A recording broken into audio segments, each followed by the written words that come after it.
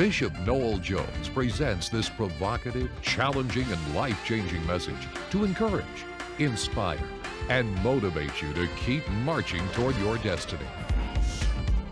Now, receive this fresh oil from Bishop Noel Jones as it flows from the vials of heaven to saturate your soul. Go with me to the book of James, and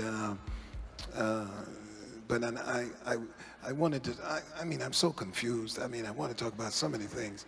I wanted to talk about Tamar and Amnon and Tamar in 2 Samuel. I want to talk about that. I want to talk about Proverbs chapter 6 with the father talking to Solomon, telling him about the woman that he doesn't need to have. See, fathers can tell you the women that you don't need to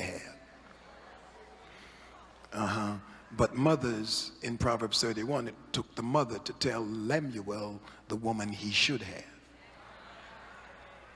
You see the difference? You see, fathers can tell you the woman you shouldn't have, sons. And mothers can tell daughters the man she shouldn't have. But it takes fathers to tell daughters the man she should have. And it takes mothers to tell sons the woman he should have.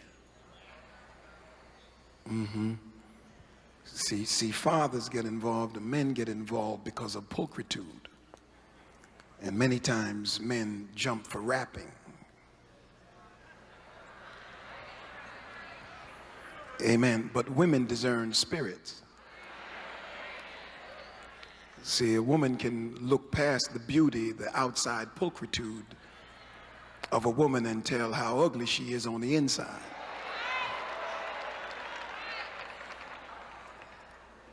Amen. But a man is oftentimes blinded by the outward beauty and fails to explore what's on the inside. See, I want to talk a little about that too. Don't get nervous. But in James, the book of James, general epistle of James, he says in verse 12, "Blessed is the man that endureth temptation. For when he is tried, he shall receive the crown of life, which the Lord hath promised to them that love him." I want you to see the key there, that love him. "Let no man say when he is tempted, I am tempted of God, for God cannot be tempted with evil, neither tempteth he any man. But every man is tempted when he is drawn away of his own lust and enticed. Then when lust hath conceived, it bringeth forth sin, and sin, when it is finished, bringeth forth death. Do not err, my beloved brethren." In 1 John, it is quite interesting that in chapter 2, and if you trace this to Genesis, you will find a similar presentation in an historical form, as the Lord outlines the woman's attitude towards the food. It was something to be desired to make one wise, good for food, it was pleasant to the eyes. If you look at Jesus' temptations, you will see the same thing, the same three elements in another historical presentation as it presents Jesus Christ being tempted of the devil in Matthew chapter 4. But John presents it more philosophically in chapter 2 of the first epistle. And of course he says in verse 12, "I write unto you, little children, because your sins are forgiven you for his name's sake. I write unto you, fathers, because ye have known him that is from the beginning. I write unto you, young men, because ye have overcome the wicked one. I write unto you, little children, because ye have known the Father. I have written unto you, fathers, because ye have known him that is from the beginning. I have written unto you, young men, because you are strong, and the word of God abideth in you, and ye have overcome the wicked one. Love not the world, neither the things that are in the world. If any man love the world, the love of the Father is not in him. For all that is in the world," now this is interesting, he says all that is in the world, not some of the things, but all, everything it's all inclusive, is the lust of the flesh, the lust of the eyes, and the pride of life. Is not of the Father, but is of the world. And the world passeth away, and the lust thereof. But he that doeth the will of God abideth forever. Touch your neighbor and say, control yourself. Amen. Whew.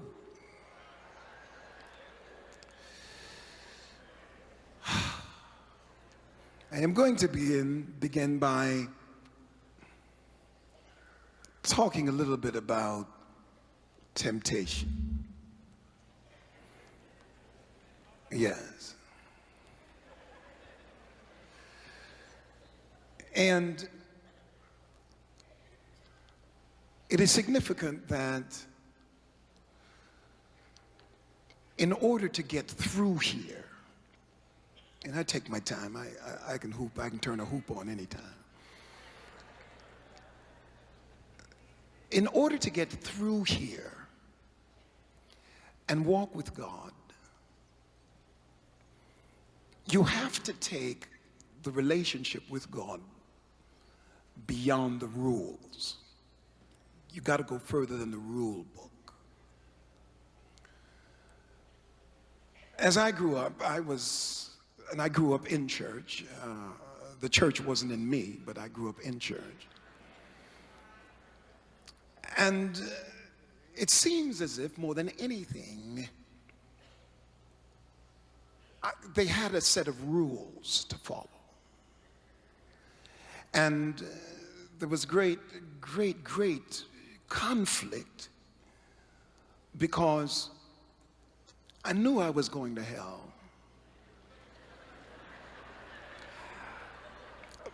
But I couldn't follow these rules. I don't know if you've ever had that problem. Somehow I wanted to be a good guy. And I wanted to do the right thing. But it seems as if I didn't have the capacity to eliminate from my innermost being these drives to fulfill what was a great part of me. I found that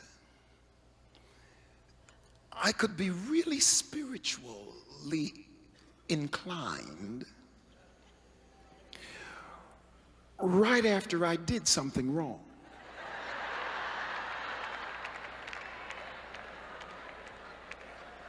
I want to talk to some real people today. I really don't. If you ever wanted to see me in a mode of penitence and with a righteous ebullient drive, it always happened after I was wrong. Immediately after I was wrong, I wanted to do right.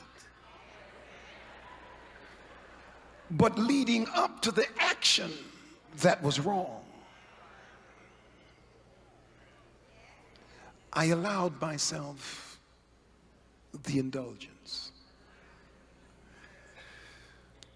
I've since found that, and it's another quandary, it's quite a conundrum, and that is that the people who are most likely to succeed are people who are extremely passionate. Because in order to get from point A to point B in the time in which we live, and with the things that we have to overcome and go through, anybody who lacked any real drive could not make it.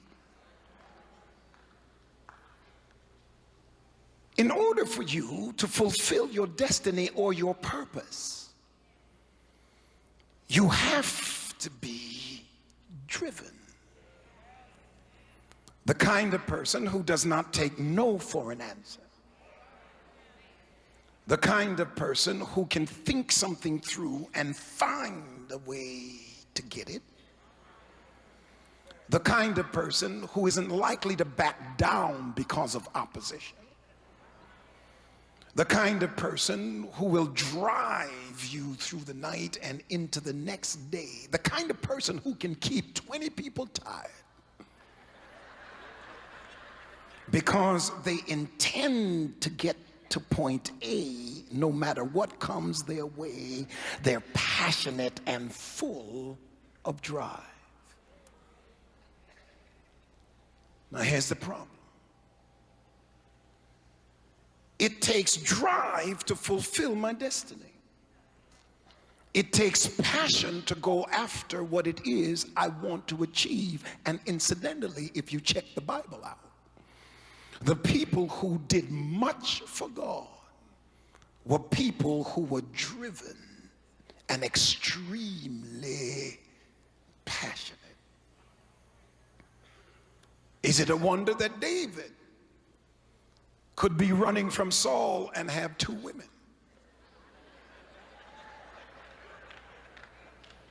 Is it a wonder that before he got to Jerusalem, while he was in Hebron, he had 7 wives? And by the time he got to Jerusalem, they couldn't even count.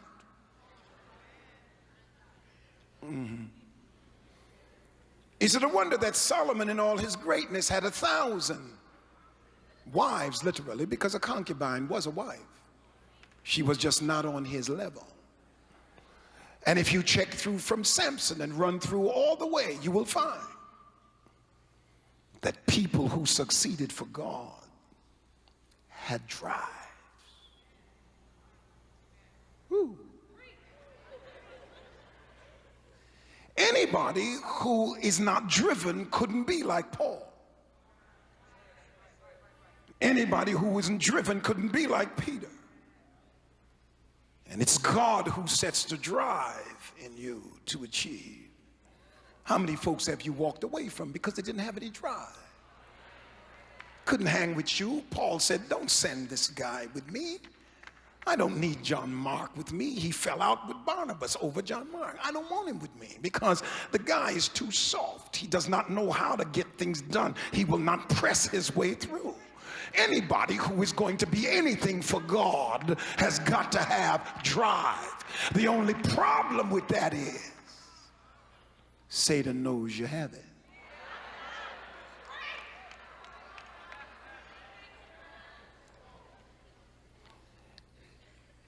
And the devil doesn't want you without your drive. He just wants every now and then to focus it somewhere else. I want you to make a note of this, that it is not your failures that are going to be hard to manage. It's your success that's going to be difficult to manage. Because when God moves you with your drives from the level where you are now to the level that he's going to take you, and as you climb up and it takes less power of drive to get off the ground, what are you going to do with the rest of the passion? You're driving now. When I first started a church, I'm having a good time.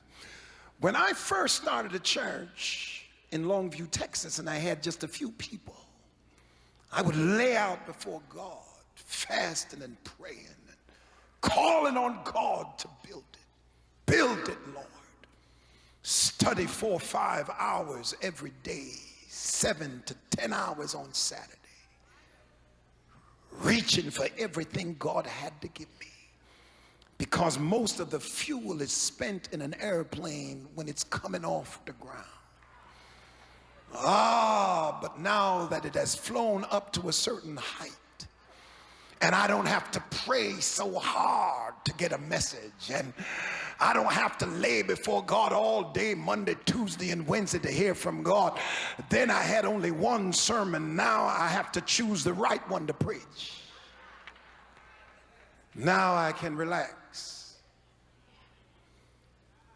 and look around. And what do you do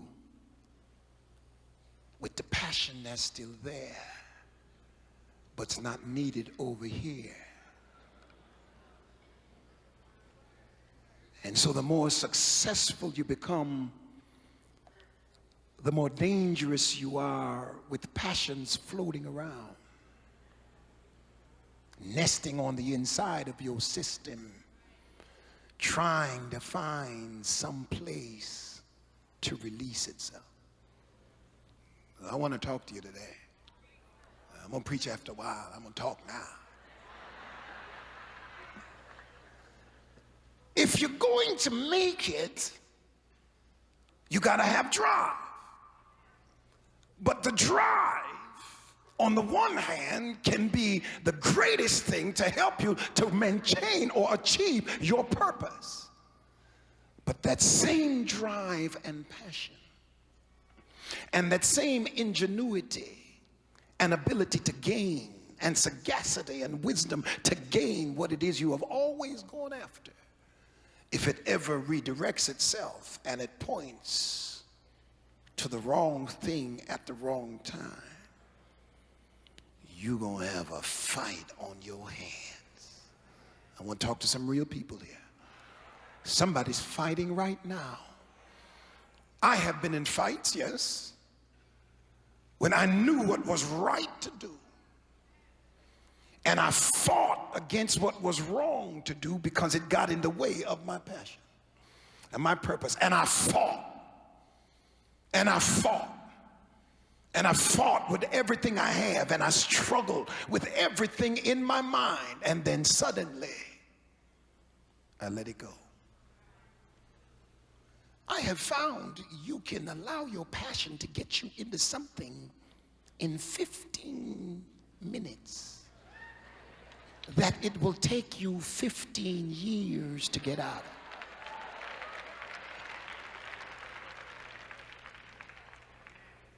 Because the drive is still there. Now add to this drive, which is your lust. Because temptation is made up of two things. You got to have lust or desire. And then you got to have enticement. The devil brings enticement to the table, but he doesn't bring desire. You bring desire to the table. Don't look at me like Alice in Wonderland. We're going to have some conversation. We need to talk real up in there. You bring desire to the table. And the desire is proper because nobody in here has a desire that is natural, that is not God-given. Without the natural desire, you would not be ambitious enough to keep struggling. Without the natural desire, you would not have a proclivity, a tendency to love the opposite sex. You cannot be heterosexual unless there is a drawing, there is a pulling. You could not be, you could not be even an inordinate homosexual if there was not a pulling. There is a desire. You bring desire to the table. Desire is not wrong.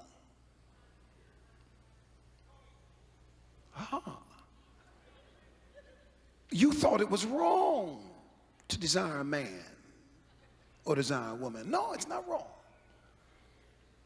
It is proper to desire the opposite sex. God made it like that. Yes. Yes. It is proper to look at some beautiful lady and declare she's beautiful and I'd like to get to know you. It is proper to look at a man that's good looking and admit he's good looking. And if I were married and a good-looking man walked by, I'd say to my wife, that's a bad man right there. That's a bad man. She wouldn't have to tell me. I'd tell her before it came out of her mouth, that's a bad man. Because if a fine lady comes by, I'm going to tell her, now that's fine right there. That's fine. Come on, let's go home. It's proper to desire, because it's in desire that you implement and move and drive. So bringing desire to the table is not a sin to desire. That's where they messed me up when I was growing up, because they made me feel like something was wrong with me because I felt this way. It wasn't nothing wrong with me. After I got to a certain age, I didn't want to be with my mama. I wanted to be with some other person. Natural. What sin is taking a legitimate desire and using it in an illegitimate manner. Ooh, I feel God in this place. That's all sin is. So don't sit around condemning yourself because you feel it. You know, somebody used to tell me growing up in church, well, if you feel it, you might as well do it. The devil is a liar. Because I feel it don't mean I ought to do it. Now it's time to fight.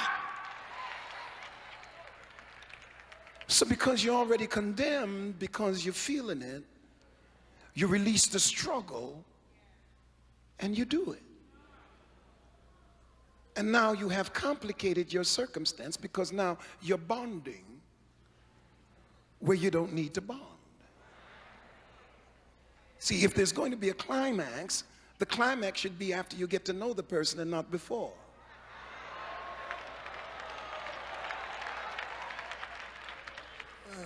Excuse me, I'm sorry. And so consequently now, the lust is here, and I brought it. Now many times church people, they testify, and they'll tell you, well, you know, I was so-and-so approached me, and the Lord just brought me out. Yeah, thank God. I just looked at him like, you must be crazy. And I just stood for the Lord.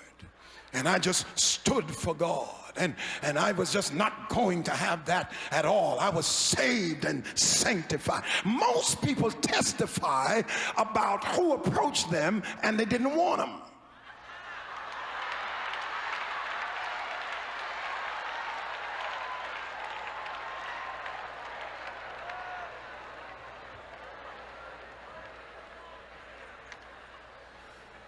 Because if I don't desire a particular thing or person, you could give it to me, and as soon as you turn your back, I'd either give it away or sell it.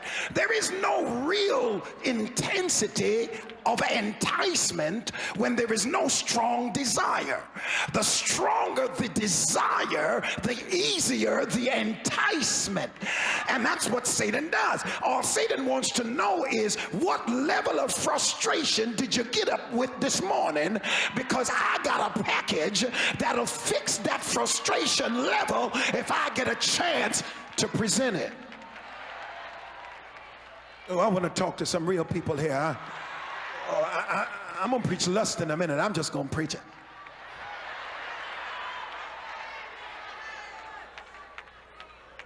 You have to understand then that to simply tell yourself, I'm not feeling this way, when you are, is allowing yourself to become extremely vulnerable to the devil. Because one of the things we do is we lie to ourselves.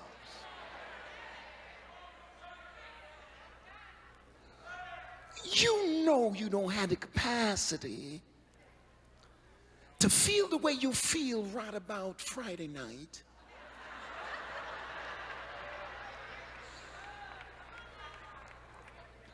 Because sometimes it just comes on without solicitation.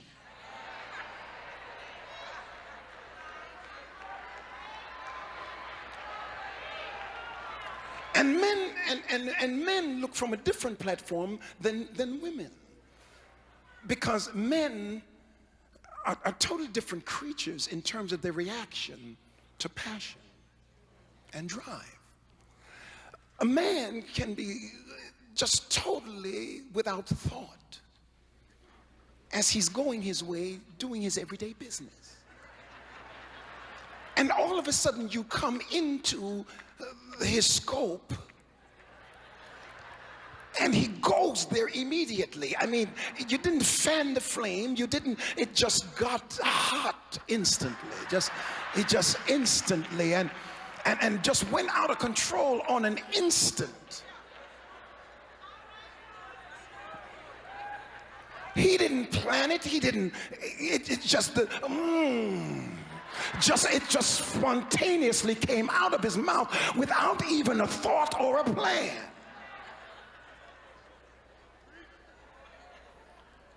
Drawn away by his own peculiar idiosyncratic lust. We all don't feel the same type, and we all don't feel the same intensity.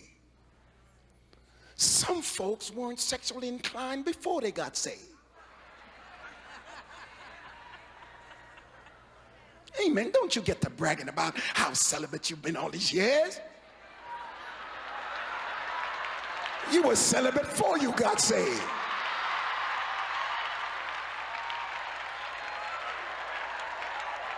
That wasn't a sin that so easily beset you. Amen. But you're still lying, ain't you?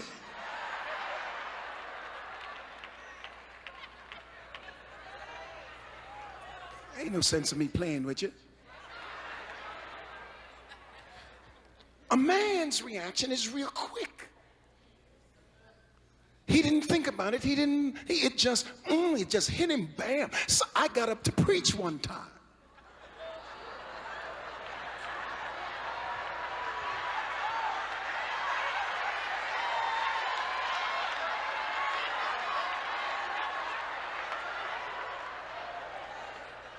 Open the Bible, about to preach. That's why I quit people walking in offerings. Pass the plate, please. Don't let them pass by this pulpit.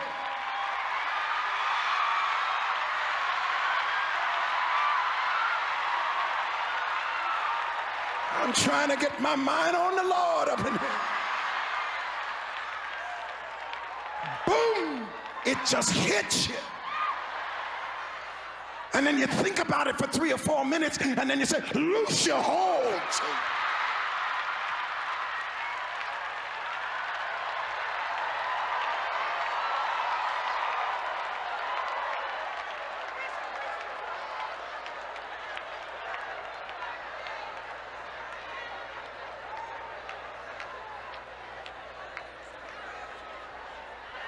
It's a unique lust. It's idiosyncratic. It belongs exclusively to you. Drawn away by his own. A woman who has a modicum of training, un petit peu, just of training.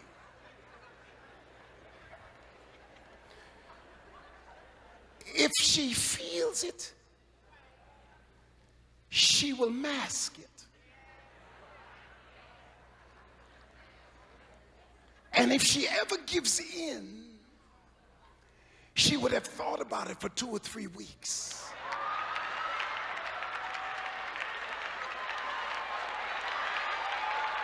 Yes. The next time he approached me like that,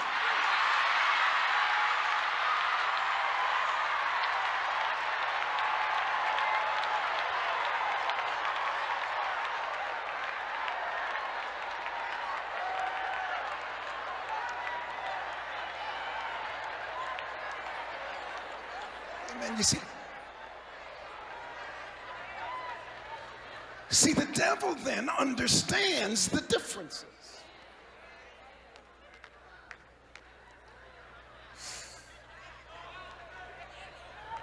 And so in the man's case, he can hit him with an instant fix.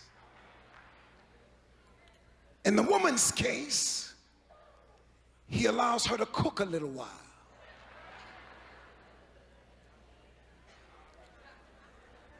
Yes, yes, yes, yes. Because the devil does not waste time with bringing you who you don't want.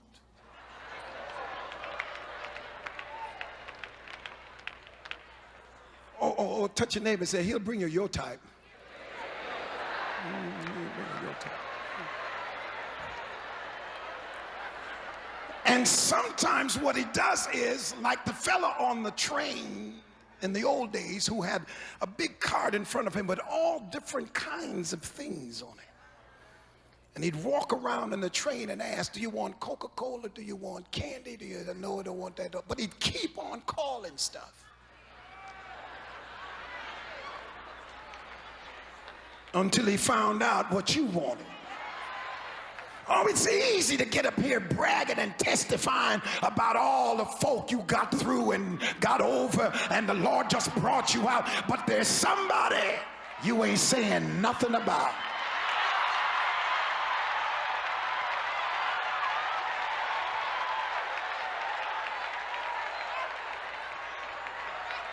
Oh, I feel a little churchy in here.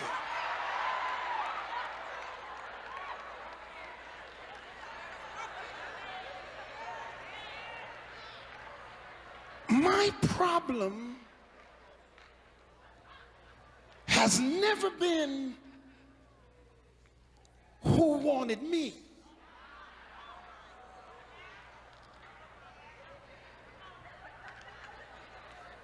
My problem has always been who I wanted.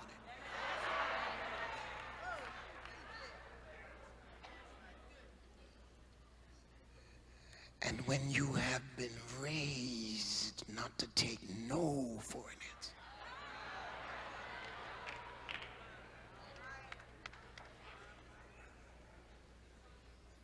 it don't take much enticement.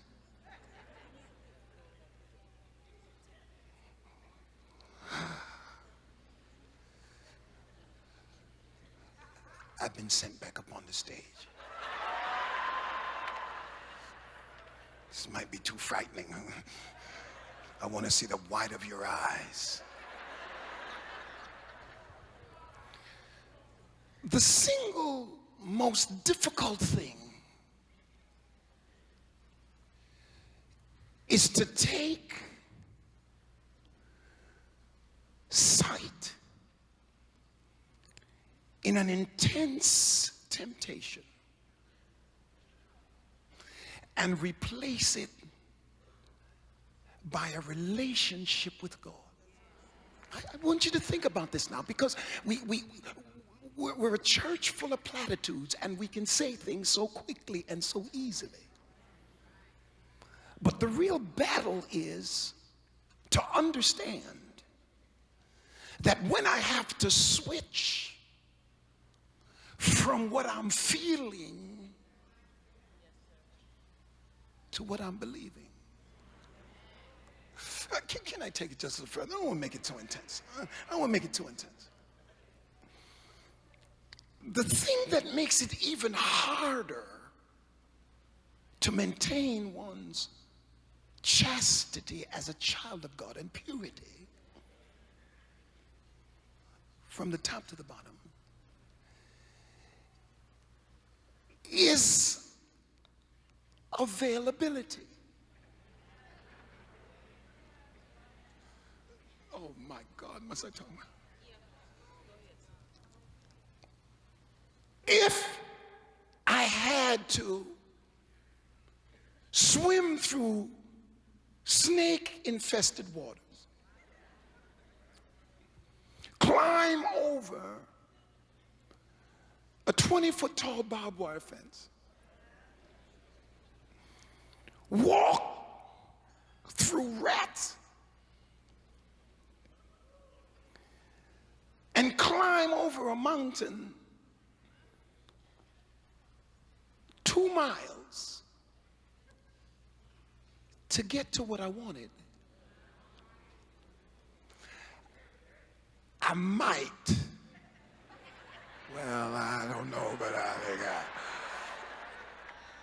I might go back. I might go back. I might somehow get so sick of what it took to get to it that I might say, you know what, I'm going to give up on this.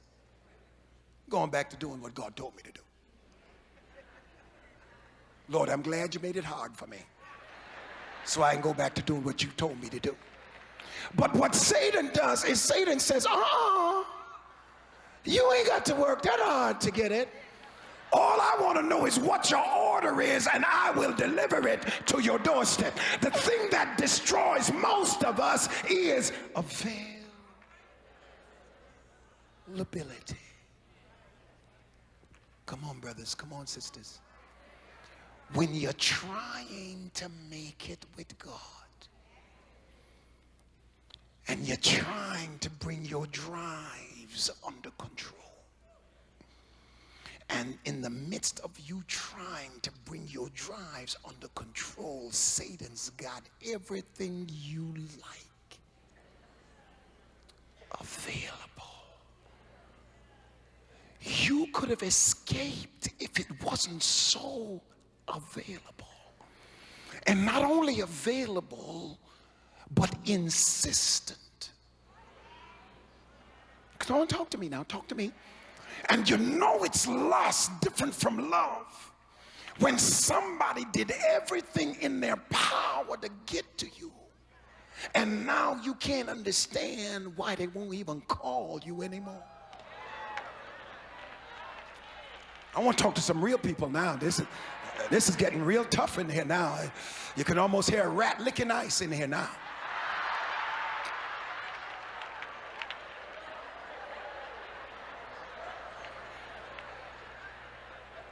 Somebody remind me when I close today to close on this note that God is always right.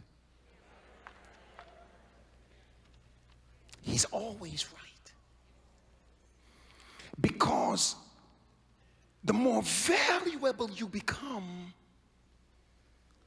the more vulnerable you are. Because when you get valuable in the house of God, God takes the thug out of you. You ain't no thug no more. Used to be you could fight and thug your way out of circumstance. But the thug is gone now. Because you're closer to the Lord. And you're trying to walk in his precepts. Used to be you would just upside somebody's head and get over it. But now you feel foolish because you have allowed your desire to introduce an enticement and allow an enticement that you've given into that has nowhere to go. Part of the power of being single and staying chaste is deciding I don't want to get into anything that won't be permanent.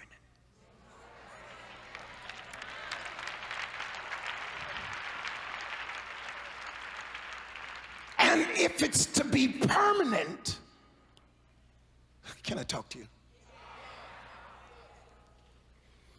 Then I need to know something other than the body.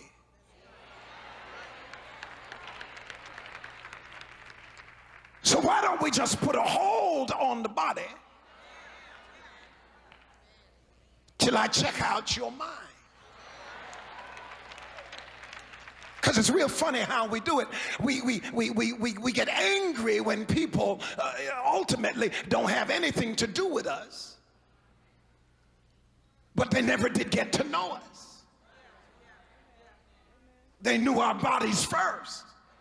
Oh, you know how we lead. I'm coming to pick you up. I'm going to find the best car I've got in my driveway if I even have to borrow one.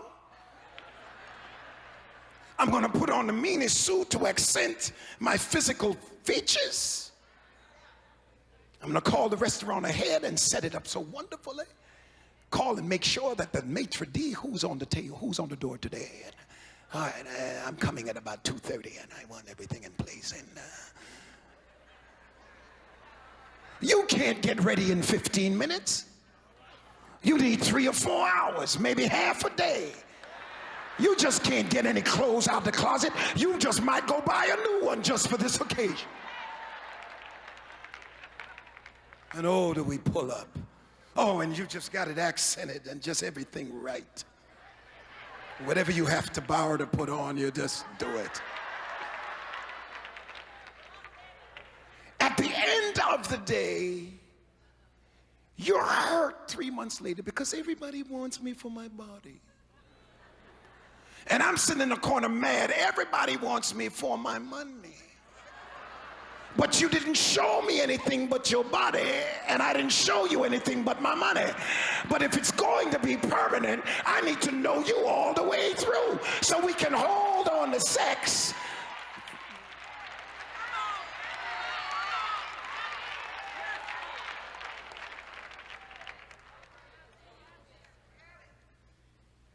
Can I take you to the next level? What Satan has done is he has set us in a world that feeds lust. All right, I'm going to preach now. He has set us in a world that stimulates desire. He doesn't even have to come into it anymore and bring any imp into our world. He doesn't have to send demons now because he set the world up to feed lust. And sometimes we're moving around and don't even know that we've just imbibed some subliminal message that Satan has sent our way. If you remember the repressive Victorian age, we could then classify lust as a little fox, but there is absolutely no way to place it in that category today. We've graduated from the regressive Victorian puritanicalism to what I might call today the obsessive American obscenity. What we've got is new morality, and we've got a new distinction today of sexuality. It's moved from the most perverse and obnoxious form. It's been extricated from the closet and it's now on the billboard. One writer says that maybe our predilection with sex is because of our fear of death. And so we move to the creative aspect in order to get away from the aspect of dying. So we use the power of creating life. And we have interwoven sexuality into our society, and now our society is just totally lust-craved. It's woven into the fabric of beauty. It's woven into the fabric of youth. If you talk about beauty, it talks about sex. If you talk about youth, you talk about sex. It's woven into the fabric of health, and it's woven into the fabric of wealth. Lust and sex are so central that we wake up with it every day on the daily soaps, and we lead into it on the nightly soaps. It's now become the central theme of our industry, the movie industry. Who wants to watch a movie if it's not R-rated? Ain't enough action. So what's happening now is we're imbibing this. Let me just read something. Angry at Susan for continually drinking and lack of care for Jason, Alan decides he wants custody of his son. An idea Monica abhors. Heather decides to move in with Scotty, but Scotty decides to move in with Susan. Leela tells Edward she knows all about his illegitimate son. After going to bed with Rose, Mark realizes he's not over the death of his wife Katie. Claudia's parents parents are against her marrying Brian.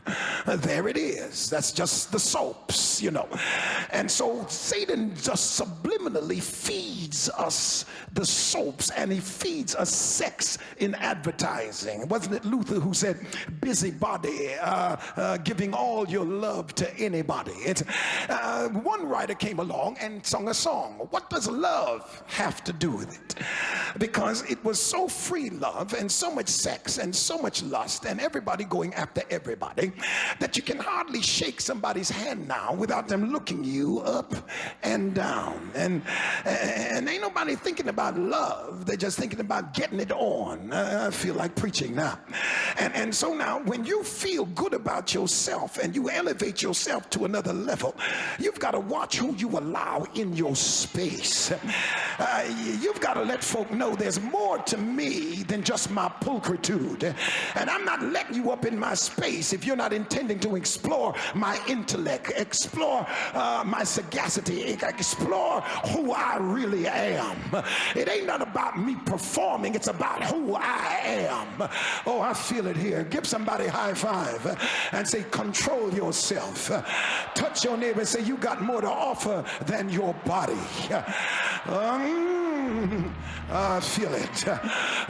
Lust has many partners. When you talk about lust, you got sex and clothes, you got sex and money, you got sex and power, you got sex and music, sex and fame, wine and sex, sex and cars, drugs and sex, sex and employment, sex and friendship, sex and household appliances. What does a woman in a bikini have to do with selling a Maytag machine? I feel it here. I could tell you that you look good. I could tell you that the thing is glorious. I could say the thing is stupendous. I could look at you and say it's splendiferous. I can say a thing is superb, every bit of it. But if I don't say it's sexy, I haven't said a thing about it.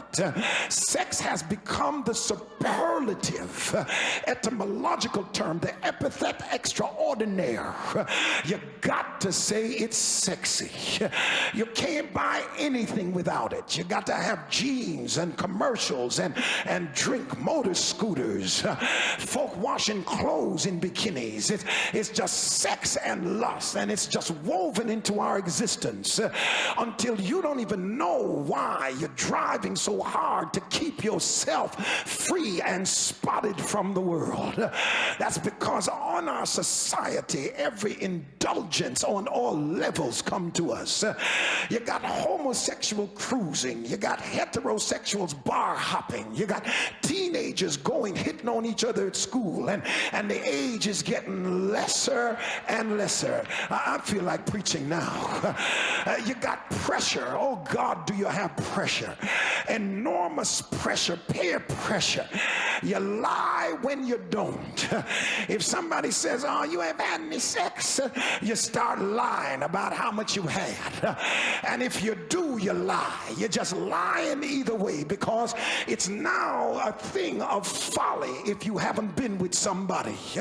Where is all the virtuous and the virgins and the chaste men and women? You feel like a fool if you haven't been with somebody. Can I preach this thing for a minute? Give your neighbor a high five and say, get it together. You're going to another level. Get it together. Touch somebody else. Say, it's not about temporary now. I'd rather be alone than be messed over another time. Come on, Pat, I want to hear something. Shake somebody's hand like you're going to shake it off and say, God's got the best for me. That's why he's making me the best I can be, because it's going to be the best with the best. Woo, I feel it here. Lust seems to deliver paychecks of pleasure, yes, of joy unspeakable. But the problem problem with lust is it is a two-headed monster. It leads from joy unspeakable to sorrow unimaginable. How quickly does the paycheck end and lead to a crashing disruption of relationship? I'm here to project to you that we have messed up a whole lot of good relationships over sex. We could have been real good friends had we not been to bed. We could have really praised God and enjoyed walking in the church had we not ended up in some mess. I feel it here. Unwanted lust babies, products of uncontrolled passion, offsprings of heated lust, raised to follow up where grown-ups left off, unwanted conceptions, the enormous pressure of uncommitted partnerships. You find out whether somebody really cares about you when you come up pregnant, visit you every day, drove across town every week, hung with you every chance they got, but when they heard you were pregnant, it was all over. Never saw them another time. I might as well tell it.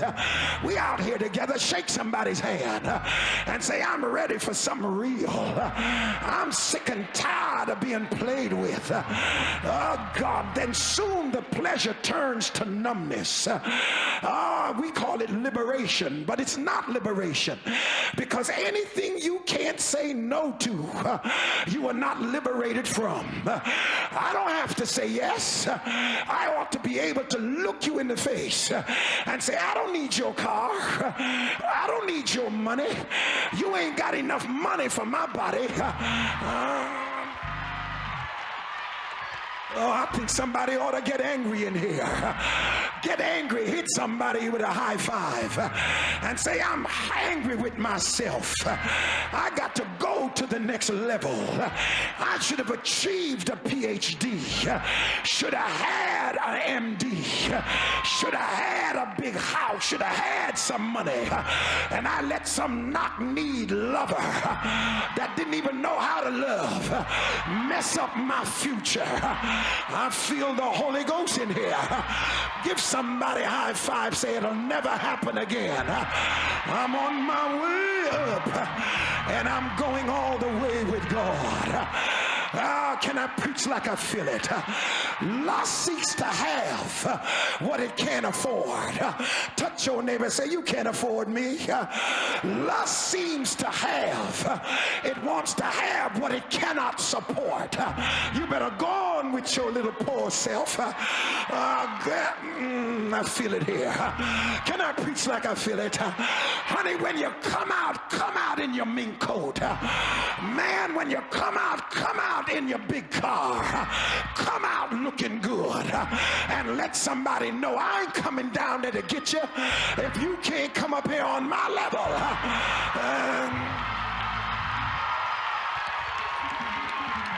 I feel the Holy Ghost. Every now and then you ought to look somebody in the face when they got all that sweet talk and tell them, what are you bringing to the table? I can get a body anywhere, but I need a mind right about now. I need something here. The Hebrew word was yada, to know, and it meant to have sexual relationships with. It did not deal with promiscuity. It says, know me. Touch your neighbor, say, know me. It was full commitment. You got to know me. Folk will tell you today, I love you, and I'm crazy about you. How can you love me when you don't even know me? We've been out one time and you want to crawl up in my bed. The devil is a liar. Not over no $30 dinner, honey. Feel like preaching tonight. You got to come on up better than that. The Greeks call it epithumius, and it always suggested not bodily activity all the time. The Hebrew said napash. It's like a yearning, a longing after. Therefore it begins to seek. Folk coming into your life for what they can take, but the people you need in your life is not coming in for what they can take, but they need to come in for what they can give. Lust takes, but love gives. You feel the Holy Ghost in here. I feel a breakthrough coming. I need somebody to give me. I've had enough folk to take from me. I need somebody to lift me. I've had enough folk to pull me down and leave me in confusion, hating myself over what I allowed them to do. But God told me, stay single till I send somebody up in your life that has as much to offer as you have to offer. Shake somebody's hand like you're gonna shake it off. Tell them, neighbor, I ain't uppity, but I am valuable, and I need value in my life. I'm sick and tired of running after somebody that I don't know where they are. I need somebody that wants to be with me. I feel like having church here. Can I preach like I want to? Can I preach like I feel it? The Bible says that lust is the same word for covet, that the individual wants something that don't belong to them. And when God has cleaned you up, washed you with his blood, put your mind back together, got rid of all of your junk, I feel like preaching. Tell your neighbor, I can't go back in that. God brought me out with a mighty hand. I'm getting ready to close, but I feel something pushing me. Lust becomes the obsessive search for sexual satisfaction, which derives a thirst that no sexual satisfaction can quench. When folk are full of lust, can I preach like I feel it? I feel at home, Bishop. I might as well tell it. You get with folk today, you don't know what you got to deal with. Folk liable to throw chains over the middle of the top of the house because they push technique so far that it's all about technique. And most folk who deal with technique have lost their feelings. I need somebody, not for technique, but I need somebody who feels my heart, who feels my mind, who feels my soul, who feels my spirit. And I don't want you up on me if you don't feel all of me, because we can become one physically, but not mentally, not emotionally, not spiritually, and it won't last. Give somebody a high five. Tell them it won't last until it's mental. Tell them it won't last until it's spiritual. Tell them it won't last until it's emotional. Tell them it won't last until God sanctions it.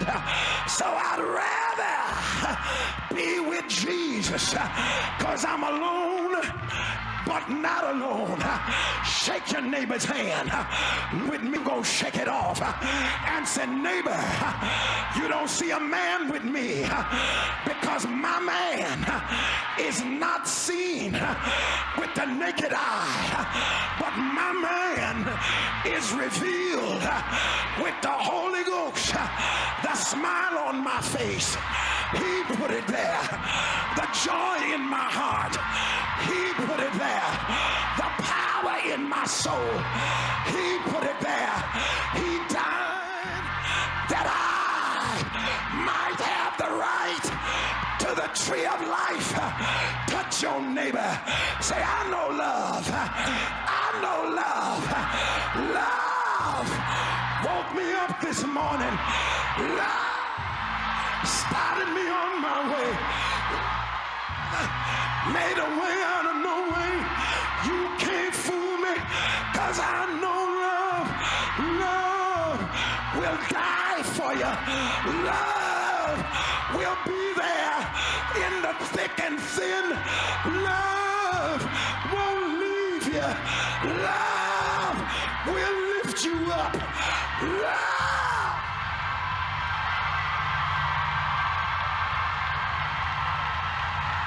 Love. Love. Love. Jesus made it hard for everybody in my life. Jesus.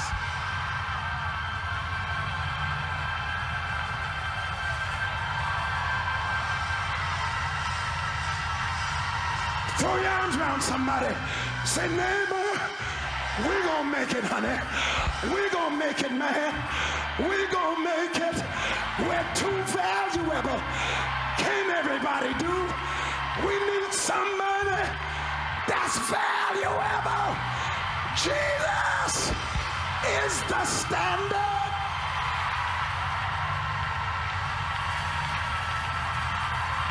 Jesus. Jesus is the standard.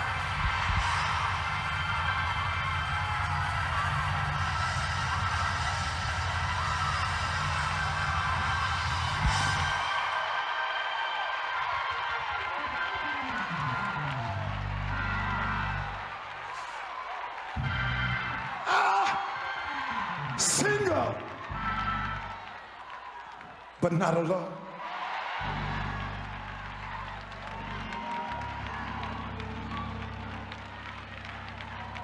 I'm closing.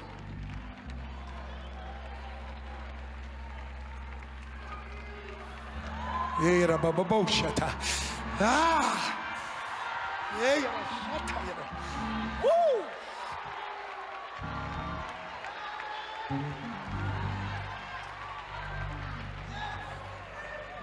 God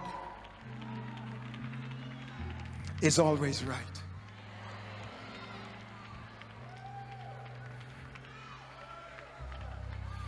I haven't been a choir boy all my life.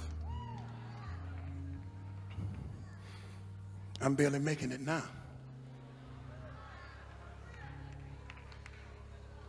But God is always right.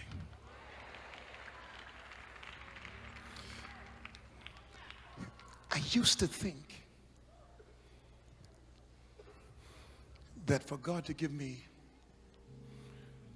a body such as he's given and then restrict me from my indulgences, that wasn't right.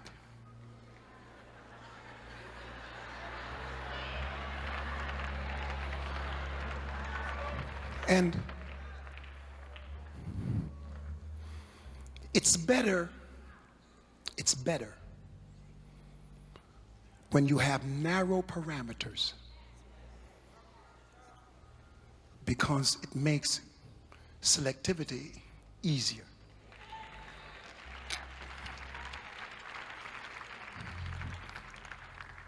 And it's interesting that I think in a way, personally, it's a curse to have wide parameters. Professionally, it's a blessing. Because if you look at great leaders, great pastors, you will meet them for the first time and feel like you've known them all your life. Because they have this ability to make everybody comfortable. Professionally, their parameters are wide. You could see them talking to a derelict on the side of the street and talking to a president the next day. Talking to someone with no intellect, talking with someone who is astutely gifted. Wide parameters. And I thought God was horrible in his declaration of one man, one woman.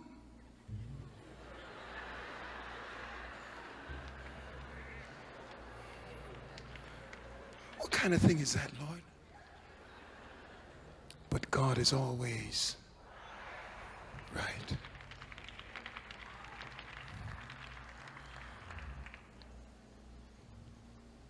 It is better to give 100% of yourself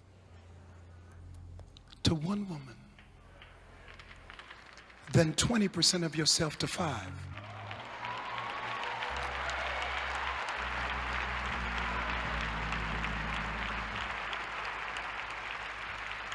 God is always right. There is a debilitation psychologically that comes with being the other woman.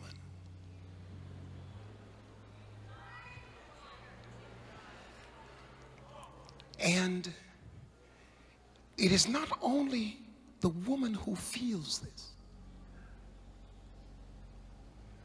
but the man she's with who has a wife, he feels it too. He is now torn between home and you. You're on flight 511 going to Hawaii, and he's on flight 613. In Hawaii, you're having the loveliest time because nobody knows you. And you're able to lean on him and hold him and go out to dinner with him and enjoy it. You're having a great time. But it is a sweet, sour time because Wednesday's coming and Thursday and Friday. And pretty soon you gotta come home. Flight 513 is late coming back. And flight 718 is on time. And both of you, 3 of you, meet in the baggage claim. And he has to walk right by you.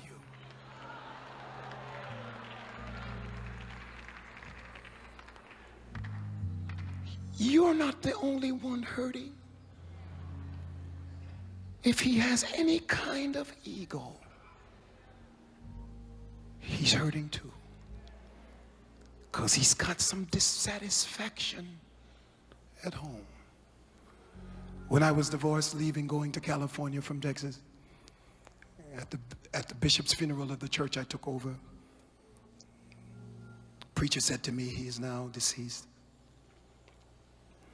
He said, "Noel, church is like family," and they do. And I think many days that my church would be composed a little bit differently if I were married. It's just different. It's different. And he said to me, "So if you have, go back and make up and bring your wife for the church like families. And I know you don't feel it, she don't want you, maybe you sleep in different rooms, whatever, but just have a wonderful front." And he says, "And if you have a little thing on the side, well, that's..." I said to him, as crazy as I am, I said, "What happens if when I'm with my wife, I feel like I'm cheating on my girlfriend?"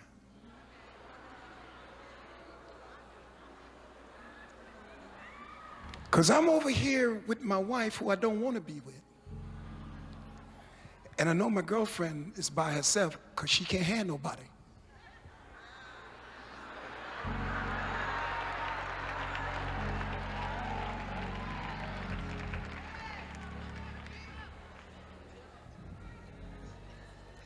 And he said, "You crazy."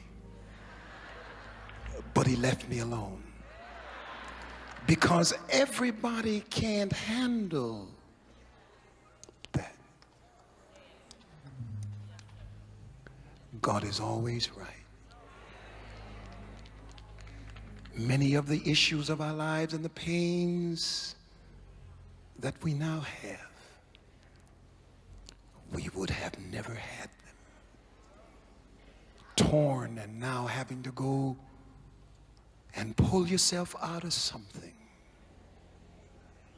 because you know you got to come out. And after 10 years, after 15 years, you don't just snap out of it. I'm not silly. It's going to take everything God has to get you out of some of the things that you've gotten into. And you're not coming out without pain. And I serve your notice tonight. The longer you stay in, is the harder the pain that you got to deal with. I want you to take somebody's hand tonight.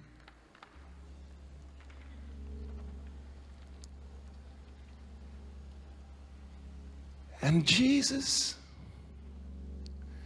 has raised the standard.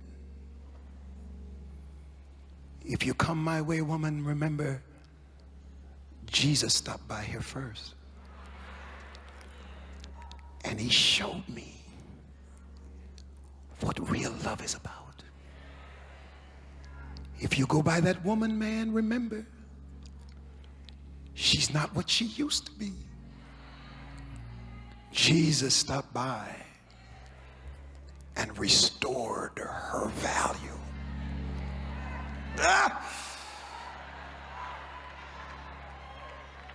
So what used to move you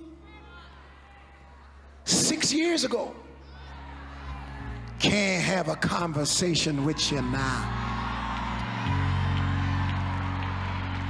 Because Jesus, oh, I feel like shouting. Jesus did that to you, didn't he? Jesus made you raise your standard, didn't he? Jesus gave you satisfaction in being alone until the right somebody comes. Because as long as I got Jesus, I'm not alone.